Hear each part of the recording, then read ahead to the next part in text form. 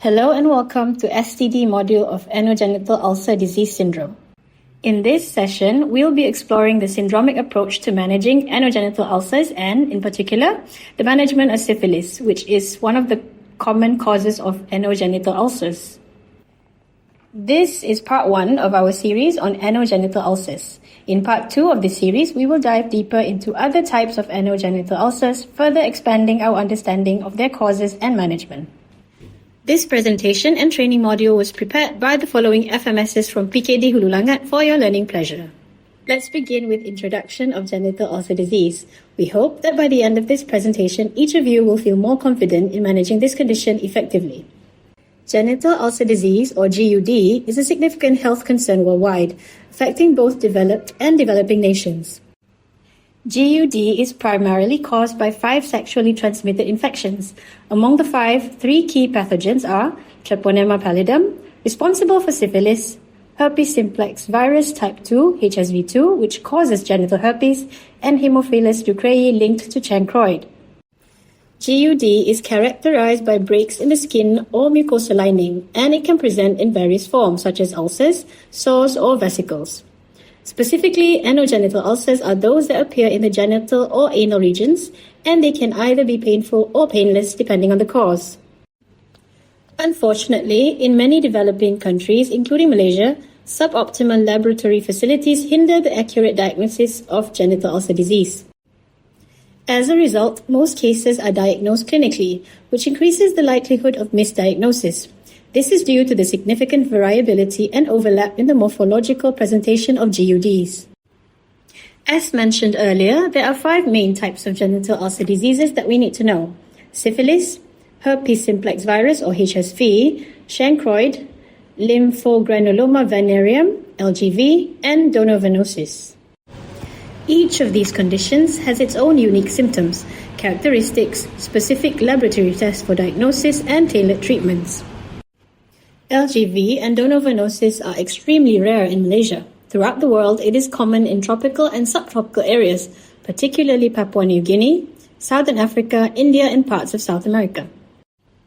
Here we have a flowchart outlining the syndromic approach to managing anogenital ulcers. In any clinic setting at primary care, we always begin with presenting complaint or symptoms, followed by a complete medical and sexual history whilst assessing risks for any sexually transmitted infection. So this flowchart makes it simpler by directing the probable differential one will make after discovering the presence of genital ulcer and its properties. Could it be primary syphilis, genital herpes, chancroid, or even LGV? After discovering the possible differentials, the flowchart directs us to the possible investigations we could do for the patient to further lead the designated treatment. So if post-treatment and review the ulcer has not healed or shows no improvement, that is when we refer our management from primary care to the tertiary care of an ID physician or a dermatologist. Now let's begin by taking a closer look at syphilis. Syphilis is a sexually transmitted infection caused by the bacteria Treponema pallidum and can be categorized into acquired and congenital forms. If left untreated, syphilis progresses through various stages, each affecting different parts of the body, although these stages can overlap. Early syphilis refers to infections within the first 2 years and includes primary, secondary, and early latent syphilis. For syphilis of longer or unknown duration, we classify it as late syphilis, which encompasses late latent syphilis and benign tertiary syphilis, including conditions such as gammas, cardiovascular syphilis, and neurosyphilis. Late latent syphilis refers to an infection lasting over 2 years or with an unknown duration. It is diagnosed through positive serology, but without any symptoms. All patients should undergo a thorough clinical examination to rule out cardiovascular and neurological involvement. Many people with syphilis may not notice any symptoms, and it can often go unnoticed by healthcare providers as well. If left untreated, syphilis can persist for years. Now, syphilis progresses through several stages. In the early stages of syphilis, we begin with primary syphilis, which has an incubation period of up to 90 days. During this stage, a solitary, non-tender, firm, well-defined ulcer known as a chancre appears on the genitals, anus, or other areas. The chancre may not be noticed and it typically heals within 3 to 10 days. but if untreated, the infection advances to the next stage. Secondary syphilis then follows with an incubation period of 6 weeks to 6 months. Now, this stage is characterized by generalized non-irritating skin lesions, often involving the palms and soles, along with generalized lymphadenopathy. Secondary syphilis is a stage of bacteremia where bacteria is circulating throughout the body and the infection is no longer localized. Thus, patients may experience a variety of symptoms or signs that affect different organ systems, such as anterior uveitis, meningitis, cranial nerve palsies, hepatitis, and periostitis, among others. Now, these symptoms may vary widely in severity and can affect multiple systems, making secondary syphilis a complex condition to diagnose and manage. On the other hand, early latent syphilis refers to a stage in which the patient has a positive serology but shows no clinical symptoms or signs. Now, in this stage, the individual may have been seronegative in the previous 2 years, but now shows a positive test result without any symptoms, indicating a latent infection. On this page, the image shows primary syphilis, or a chancre, which is a solitary, non-tender, indurated and well-circumscribed ulcer. On this page, you can see secondary syphilis, or a generalized non-irritating skin lesions that can appear anywhere on the body, but most commonly covers the palms and the soles.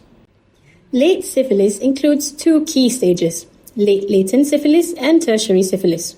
Now, both stages occur after the initial infection, often many years later, and may present with serious complications like organ damage, aortic aneurysm, and neurological decline.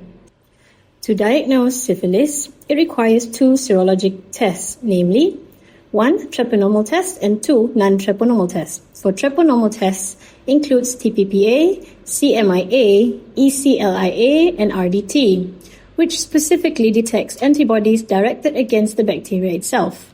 For a non-treponemal test, such as the RPR or VDRL test, it detects antibodies produced in response to cell damage caused by Treponema pallidum. A quantitative RPR test should be performed alongside a positive treponemal test to help classify or stage the disease, assess the need for treatment, and monitor the patient's response to treatment. In some cases, PCR testing may be useful to detect Treponema pallidum in tissue samples, vitreous fluid, or cerebrospinal fluid to aid in diagnosis. Now, this can help in diagnosing syphilis, particularly in cases where other tests may be inconclusive or in complicated scenarios such as neurosyphilis. Screening for syphilis can be performed using 2 algorithms, and the choice of algorithm often depends on institutional or local factors, such as available resources, staffing, cost, laboratory capacity, test volume, and the patient population. Traditional algorithm is the most commonly used method and involves a non-treponemal test, for example, the RPR or VDRL, as the initial screening test. If the RPR test is reactive, a treponemal test, which is the TPPA, CMIA, or ECLIA, is then performed as a confirmatory test.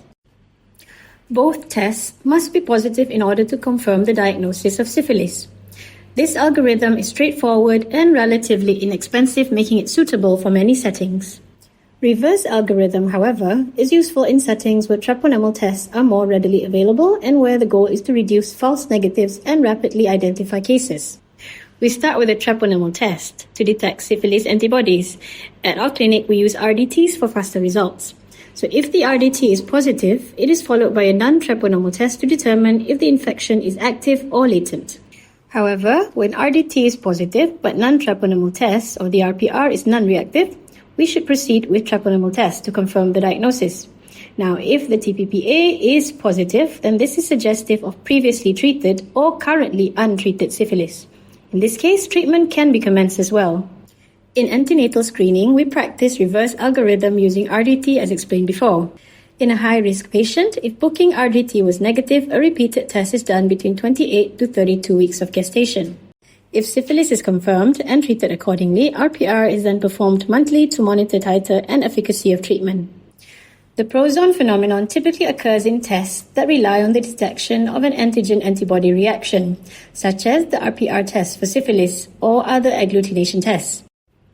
In these tests, a visible reaction, like the clumping of particles, indicates the presence of antibodies or antigens. However, when there is an excessive concentration of antibodies in the sample, it can interfere with the proper formation of the antigen-antibody complex, leading to false negative results.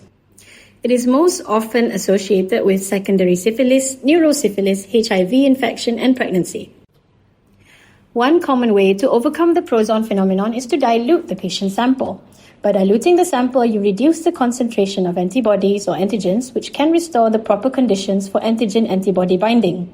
Now, repeating the test with serial dilutions of the sample or using different diagnostic methods may yield a more accurate result. Bear in mind to consider sending TPHA if RPR turned to be negative in high-risk patient. Now let's talk about treatment. So the preferred treatment for primary, secondary, and early latent syphilis is IM benzathine penicillin 2.4 megaunit stat. Alternative for penicillin allergy, you can give oral doxycycline about 100 mg BD for 14 days.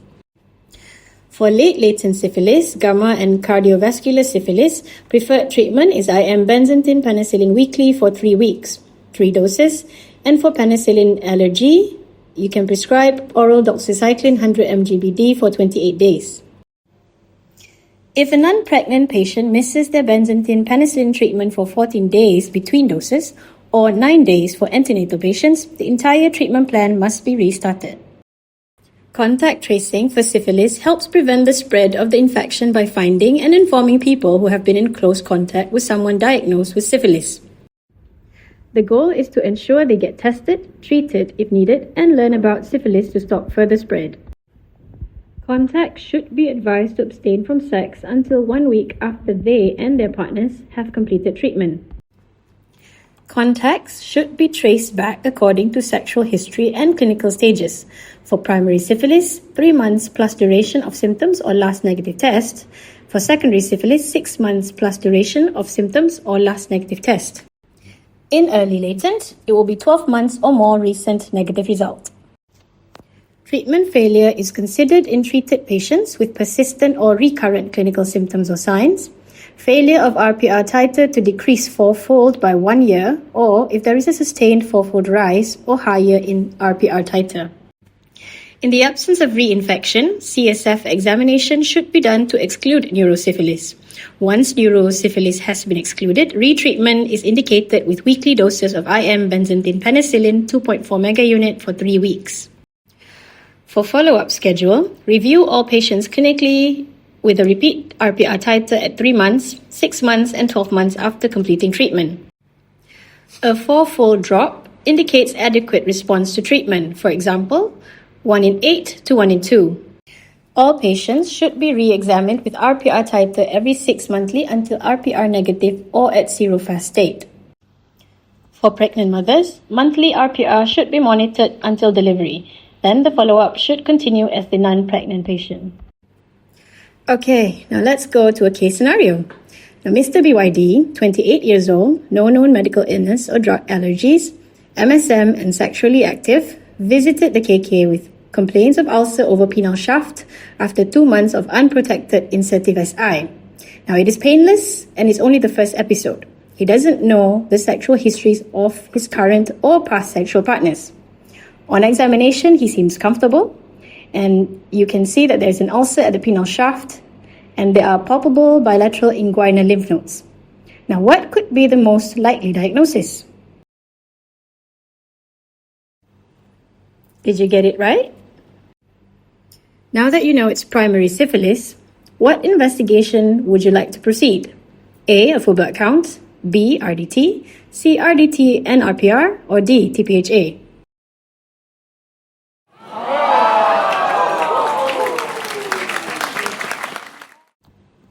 Now that you've proceeded with the chosen investigation, RDT is reactive and RPR is 1 in 128, but other infective screening were non-reactive. What would be the complete prescription for this patient?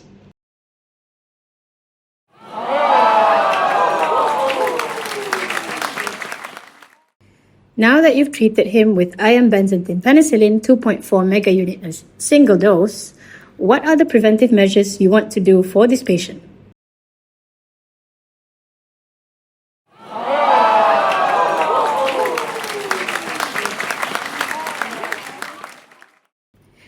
Now, Remember when we showed you this flowchart in the beginning?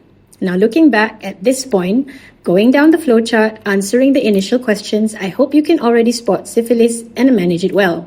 Let's not forget the other 3 diseases on the flowchart.